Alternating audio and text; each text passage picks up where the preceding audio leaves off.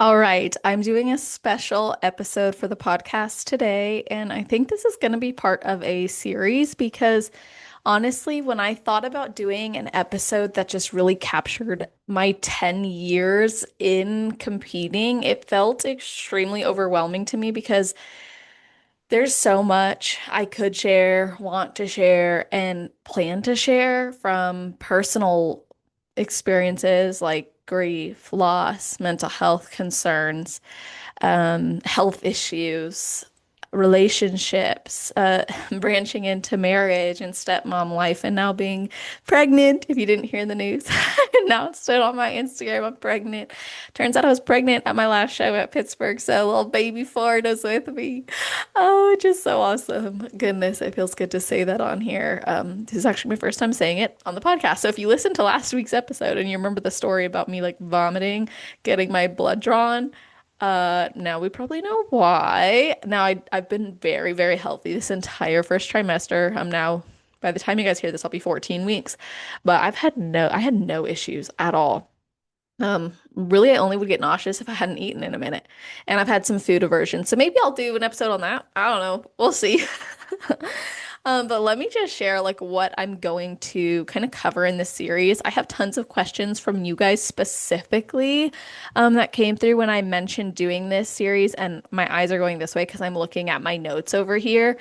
So, I just want to answer one question right off the bat, which is with my transition away from the stage, will I stray away from or stop the podcast? No, absolutely not. My plan is to keep the Build More Than Just a Body brand, as well as Confessions of a Bikini Pro. That will not be changing at all. I hope that that continues even when I have the baby and so on. I don't plan to ever stop that. I really love the legacy that I've built with this podcast and will continue to hopefully provide to the industry. Actually, my friend Haley Franklin was interviewed by Patrick Fulgham with muscle contest, and she shared how she got into competing and mentioned the power of the stories on Confessions of a Bikini Pro. And gosh, it melted my heart. And I'm sure she's listening to this. So hi, Haley. Thank you for that. I'm so glad we've become friends. That's part of what this is so amazing is like the community that's come from this. So I just wanted to address that straight away. There will not be any stepping away from the mental health services I offer, nor will there be any stepping away from the podcast. So I want to start this series off with some of the key lessons that I've learned over these 10 years. And I'm talking specifically lessons of the stage. I'm not talking about off the stage. I'm not talking about mental lessons. I'm not talking about emotional lessons. I'm talking about backstage or on stage or getting ready for the stage. So if you're interested in hearing some of that, I competed 15 times. Let me double check my show list. Hold on. Shows I've done 16 times. Holy moly, I competed 16 times. My first show was Iron Games in 2015. Then I competed again in 2017. And then I went on to compete 5 times in 2018. Yeah. 2020, I competed 3 times. Did my first national show at USA's. That was the USA's that Amy Delgado won. So it's pretty awesome to see how so much of the industry has grown and changed as well, and her growth in particular. And then the Contra Costa, I did that in 2022, as well as Dennis James, Sin City, and North American. So 2022 was another one of those big years. I did 4 shows, came back after some growing season and competed this year with Dave Lieberman to kick off the season, which I learned a lot there. You'd think by my 14th show I wouldn't have had to learn so much, but I still did. Which we should always be learning. That doesn't change. I know that's like a mental lesson, but I'm just telling y'all if you're in this sport, you're going to be learning forever. That's one of the beautiful things about this. So I got 4th place there, went on to get 1st place at North Carolina Natural, my favorite show ever, put on by Chris Hollingsworth, best show I've ever done. And I've done a lot of really amazing shows, truly amazing shows, especially growing up on the West Coast with muscle contest shows. And I say growing up because I was like literally 18 when I started. But anyway, 1st place in open and 2nd in the overall. That was a really fun battle. It was just like a great experience. And then the Pittsburgh show where I placed 15th. First time not placing 16th at a national show. I mean, come on, that's progress. But honestly, I was so happy with the physique I brought. So let me just share some of the things that I've learned, and this is going to be pretty quick. I'm just kind of going to go back, like go through it one by one. And if I have some expansion I want to provide for y'all, then I will. I'd love to hear your guys' lessons too. So feel free to DM me or maybe share them in the comments on YouTube. I do post videos on YouTube of all of our podcasts. So that's celestial_fit. If you haven't checked that out yet, you absolutely should. It's kind of fun to watch. But I know a lot of y'all like to listen to the podcast as well. So I still try to use like my um, like verbal encouragers because when I do a video, I understand some of my nonverbal cues may not be obviously seen and therefore not heard, right? Because they're nonverbal on a podcast, audio only. So I do try to still be mindful of that when I'm filming the podcast. So, anyway, lessons of the stage. Let's get into it.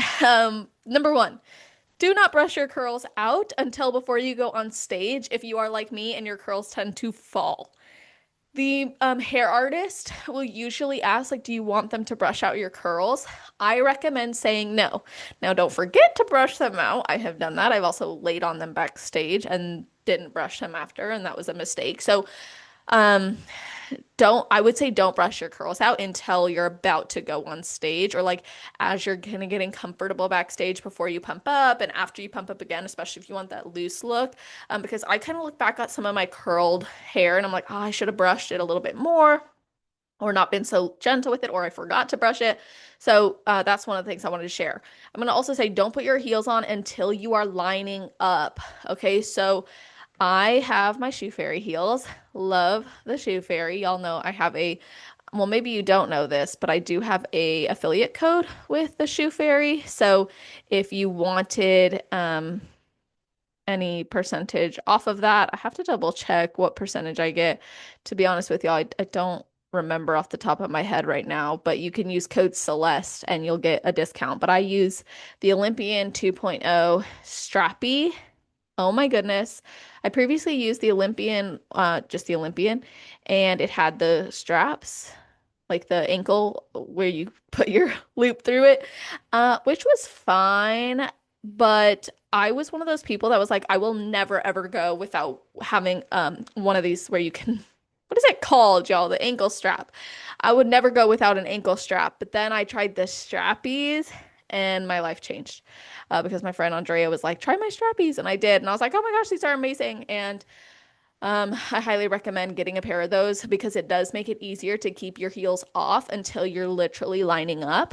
The reason I think this is important is because you will get tired being on your feet, especially if you're at a show where they line you up here and then they line you up here and then they line you up here. Like at North Americans, that was my experience. We were lined up multiple times. So right when you think you're about to go on stage, then they're like, actually, you go through these double doors and there's like five classes in front of you. So you're also just like, when do I pump? So be mindful of those things. I wish I had had my strappy Olympians during that show because I wasn't comfortable undoing my heels and then redoing them later. So keep that in mind. Another thing, bring an extra pair of heels, an extra suit or suits if you can. Okay, I know it's not always easy or affordable or even an option, but I highly recommend having an extra pair of heels and an extra suit. I loaned my suit. Actually, I just gave it to her because I was like, it's her last national show. She's retiring too. She crushed it in that suit. I was like, I want her to have it, Amy Steele. I was like, please take it. But her suit had broken. And so I provided her with my extra suit. And I'm so glad that she got to wear it. And I'm so glad that I had it. And I think it's important that you not only have it for yourself, but other people.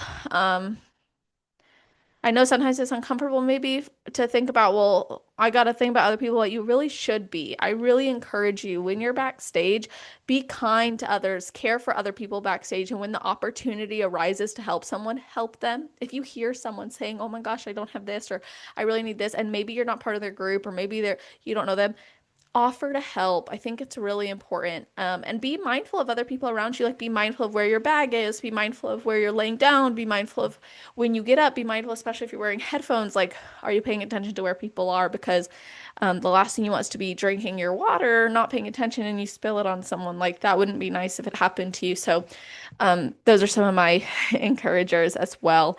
Speaking on hair and makeup earlier, one, if you do lay down backstage on your Toxic Angels Bikinis backstage blanket, use code Celeste. I'm just gonna plug it. And I love that blanket. I literally, it's what I have on my chair. Um, anyway, if you do lay down backstage, brush your hair after you lay down. I made this mistake in 2020, and I was like, I'll never make that mistake again. Brush your hair or make sure you have a curling iron, especially if, again, your hair falls. So don't brush your curls till before you want, and also if you lay on them, brush your hair. Okay? Make sure you're checking that.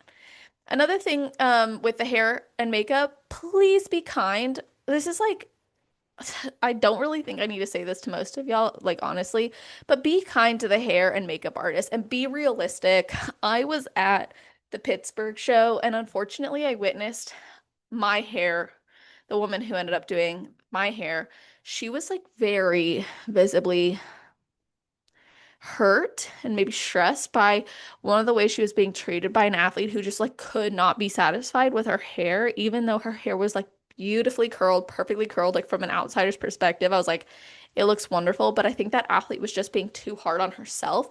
And as a result of being too critical of herself and like seeking out perfectionism, ended up affecting the entire like schedule of the day. She had to go be with a different hair artist so the hair artist could move on. Like I was probably an hour behind, and that, obviously adds up for people. Um, and that wasn't on them, really. They do the best they can, and they were incredible, like truly incredible. So I just remember that stuck out to me, and I felt really, really bad for that artist. And the same goes for the people who are doing our tan.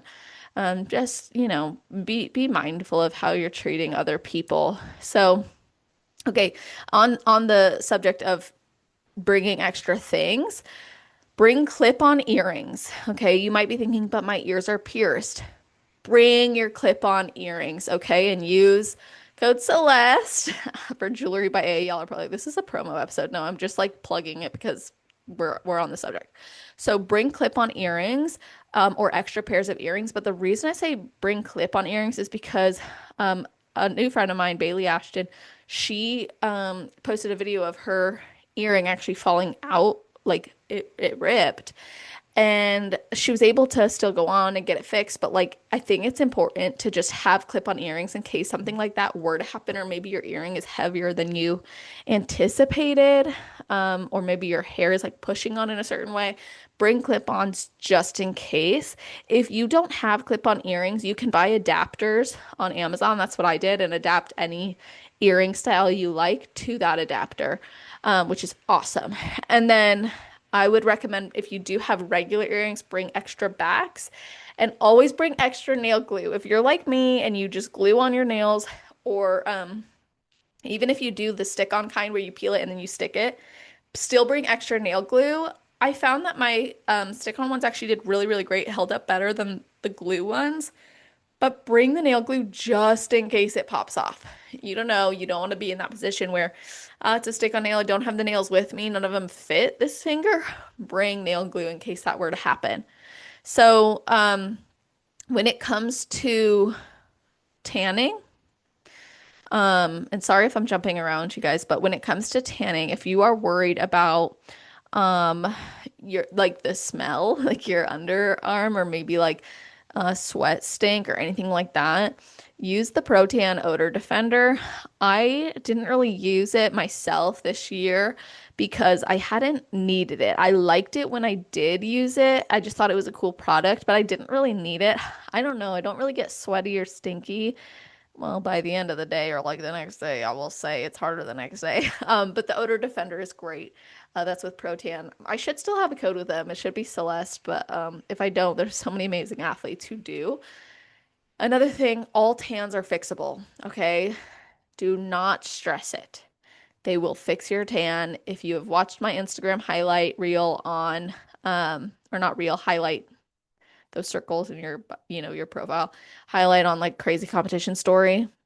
You'll know what I'm talking about. Maybe I'll tell that story on another episode because I think I already kind of have. But anything is fixable. Truly, you could pee all over yourself. You could bleed all over yourself. You could have water spill all over you. It is fixable.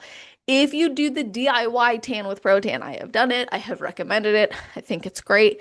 If you do it, bring wet mitts or anything extra you need with you backstage. Like, so whatever you use to apply your tan, bring that mitt in a like Tupperware with you backstage so you have it in case an accident does happen and you or someone else could like touch you up.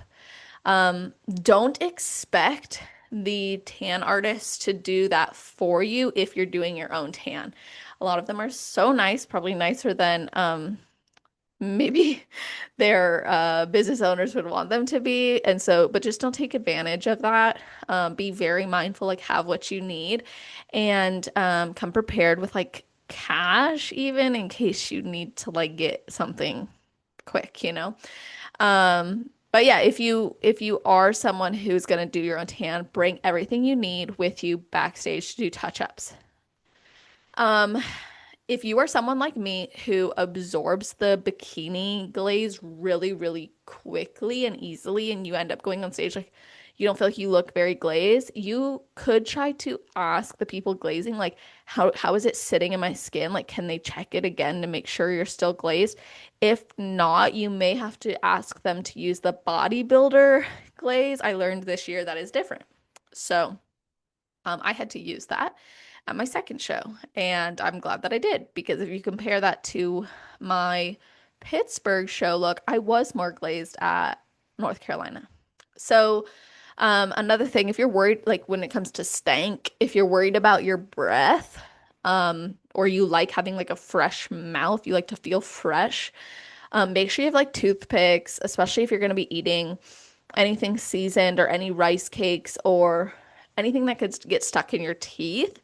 Bring toothpicks, and also they have like spongy mouthwashes you can just put in water and swish, or like those mouth strips, or mouthwash obviously is fine, just spit it out. I think that's sometimes nice to feel fresh. And of course, drink your water. Don't let your mouth get dry.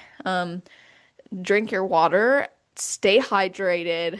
If your coach is still telling you to deplete water, I mean, that's between you and your coach. I just don't know why that's still a thing. I'm sure there's reasons for it, but get salty and stay hydrated. So put salt.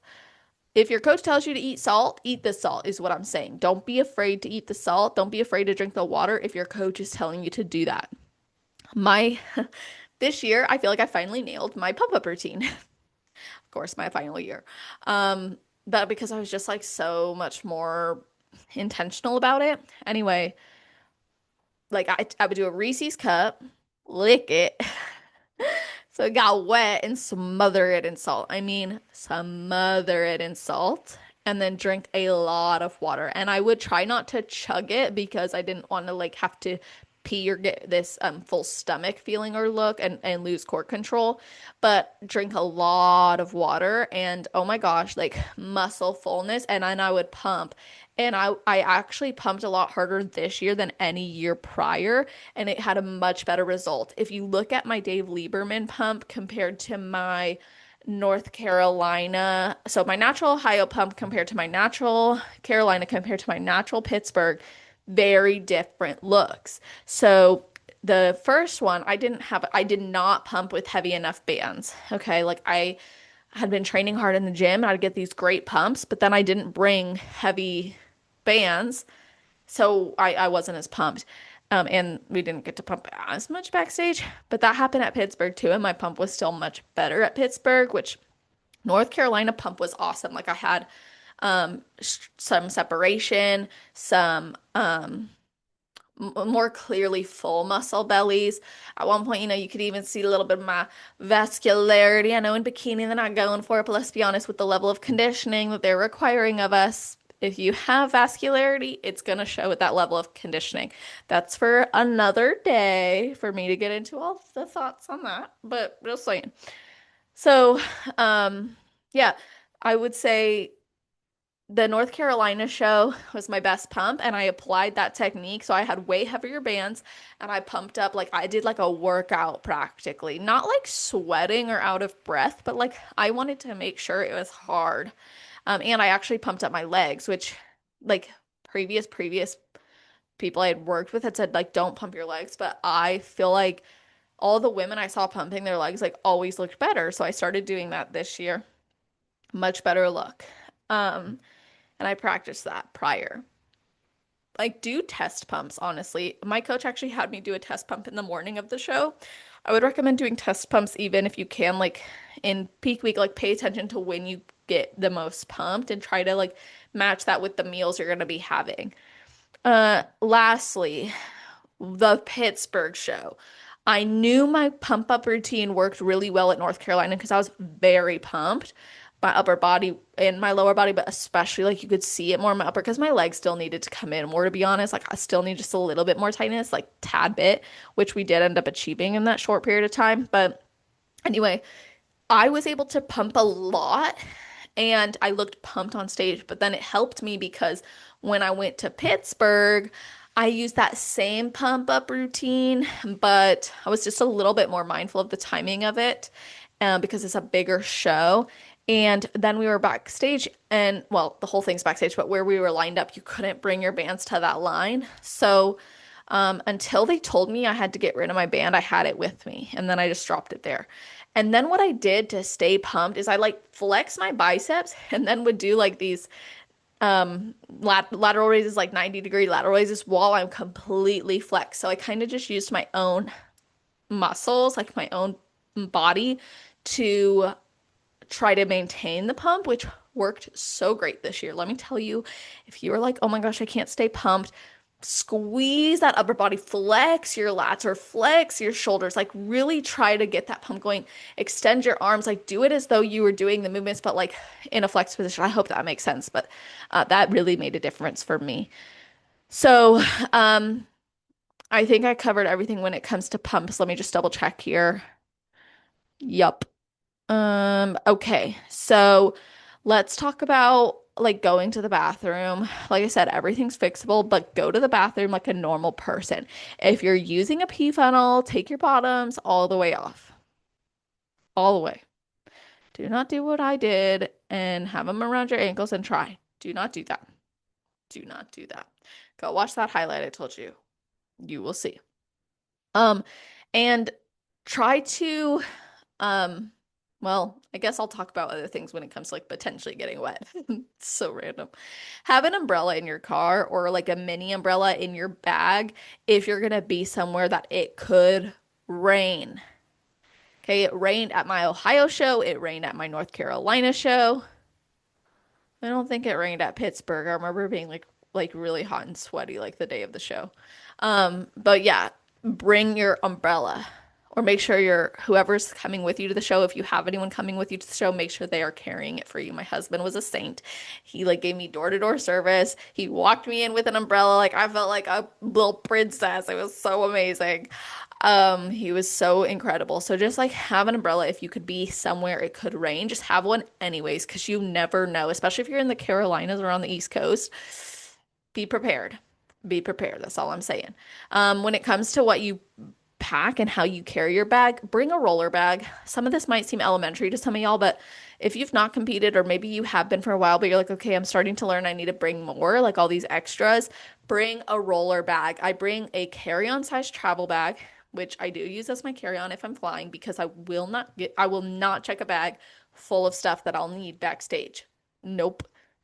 Nope. I bring all my food, all my like bikini heels, all of that. It's in my personal item and my carry-on. I'm not checking anything that I'm gonna need for show day. You don't want to be in that position where you don't have what you need or your luggage gets lost. It happens. Things get delayed, things occur. You don't want to be in that position. You want to be prepared. Have your suit and heels. At the very least, have your suit and heels, okay? So yeah, and when you leave your room or wherever you're staying, make sure.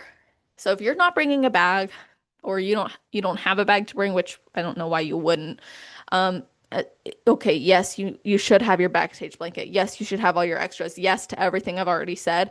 But wherever you are, whatever you do, just make sure you have your heels and your number. Already have your suit on. Put your robe or put your cover up or put whatever you wear over that.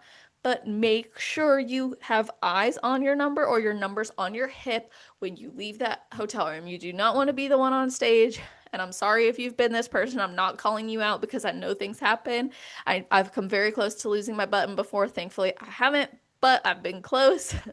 And you don't want to be the person with the paper button, the little piece of paper on your hip. You don't want to be that person. It's harder for them to see. It's not great aesthetically, and if you're gonna, purchase an incredible video or photos from Gilco or any of the stage photographers, you really don't want to be in that position. So just check for those things. Um, when you're backstage, try not to get too caught up in watching others' routines. It can really distract you from doing your own. So don't over practice your routine, okay? Trust yourself. If you've practiced enough, you've practiced enough. If you can close your eyes and see it as if you're in it, great. Don't stress. Like this year, I barely practiced on stage. The only time I was doing my routine backstage was to send it to Angeline, my posing coach, or to send it to Adam Atkinson, my actual physique coach. That is the only times I was doing my routine. No other time was I doing my routine backstage because I knew it. And I've made the mistake in the past of over practicing where you just start kind of getting in your head, maybe overthinking things. You kind of fatigue, so you might not be as fully ready for the stage. And this was my biggest mistake. I remember one year I was watching the girls on stage in front of me, and I like ended up doing the girl before me's routine, and I was like, what did I just do? I like totally messed mine up. It was probably not obvious, but it felt wrong to me because I was like, all that work, and I just got distracted and did that. So focus on what you need to focus on. And here is my last, and I'm sure I'm gonna like finish recording this, be like, oh, I should have said this and this and this and this. And if that is the case, maybe I'll include it. But here's my last piece of advice. Treat every single moment on stage like it could be your last moment on stage. Unfortunately, not every athlete gets to choose when they retire. Things can come up from injuries to health problems to personal issues to financial concerns. Things can happen that keep you from getting on stage again or for a very long time. It's also possible that you will get on stage in the morning. They will not tell you that you are only going on stage at finals if you're top five. You will spend, I almost said waste. It did feel like a waste to me. You will spend your entire day waiting to get on stage again. You will go backstage. You'll be glazed, and then they will tell you, oh, you're not top five. You're not going on stage again. And you will feel really sad. This happened to me at my last show ever. I thought I was going to get that one last glide across the stage, just one more moment. Nope. So treat every moment on stage like it could be your last and be prepared for the possibility that they will switch up on you. It's unfortunate that they do that. I think it should not be allowed. I think that should be communicated when you register for the show. Again, some of these things are for another podcast, but treat every moment on stage like it could be your last because it very well could be. It very well could be. You could be like, I'm gonna keep competing all season, and then, like for me, I knew that was my last show. But if I had gone pro, I was like, I'm gonna do this pro show in Kansas after that, Kansas City. So, because that didn't happen, I obviously didn't, but it wouldn't have happened anyways because I was pregnant. Now, would I have found out I was pregnant by then? It was like literally a couple days after that I found out, but like my body probably would have been struggling the way I was feeling. So you don't know when it could be your last moment. Anything could happen. So if you're loving that stage, you're an NPC competitor, you're loving that stage, it's like this could be your last time as an NPC competitor, the last time on the NPC stage. Like soak that in because the next time you're on stage, you could be on the IFBB stage. completely different setting, completely different people, like different standard, different um expectations. But if you're an IFBB, this could be your last time on stage ever. Or maybe your last time on stage that's not an Olympia stage, because some Olympians they win the Olympia and they only compete at the Olympia. So what if that was true for you? You know? So really consider like as an NPC competitor, what if this is my last shot, my last time?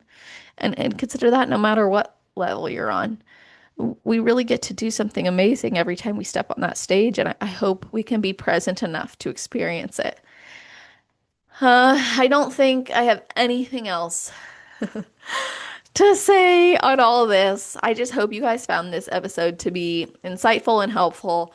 If you have anything else you'd want to add to it, definitely comment in the YouTube comments. Share this with a new competitor, someone thinking about competing or getting ready to do their first show so that they can be prepared, or share this with your clients if you're like, yep, you should really be doing these things. Awesome. Really appreciate when you guys share it. It goes a long way for the podcast. And as always, I hope you guys have an amazing rest of your day, night, or morning, wherever you are in the world while you're listening to this episode. Just make it awesome.